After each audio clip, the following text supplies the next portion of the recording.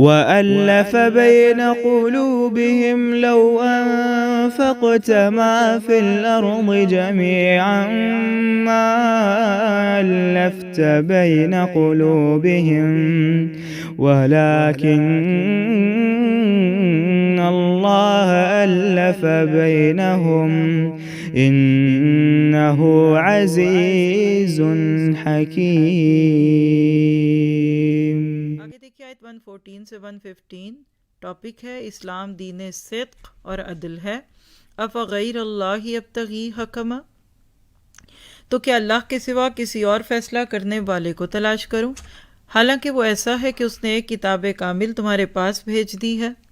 اس کے مضامین خوب صاف صاف بیان کیے گئے ہیں، اور جن لوگوں کو ہم نے کتاب دی ہے وہ اس بات کو یقین کے ساتھ جانتے ہیں کہ یہ آپ کے رب کی طرف سے حق کے ساتھ بھیجی گئی ہے، بس آپ شبہ کرنے والوں میں نہ ہو جائیے۔ آپ کے رب کا کلام سچائی اور انصاف کے اعتبار سے کامل ہے، اور اس کے کلام کو کوئی بدلنے والا نہیں، وہ خوب سننے والا اور خوب جاننے والا ہے۔ یہ ہے بیلنس ریلیجن۔ اس پہ آپ کہیں کہ اللہ تیرا لاکھ شکر ہے، میں اس کتاب کو پڑھ کر اس بات کا تو یقین رکھتی ہوں کہ اللہ تو نے مجھے سچے دین سے جوڑا ہے۔ آپ دیکھیے کہ ہم مسلمان ہیں نا، اللہ تعالیٰ نے ہمیں اسلام دیا، ہماری تو فطرت کے اندر محبت بھری ہوئی ہے نا اس بات کی کہ ہم اسلام کو اچھا کہیں، لیکن آج دنیا بلک بلک کر تڑپ تڑپ کر اس اسلام کا نظام مانگ رہی ہے،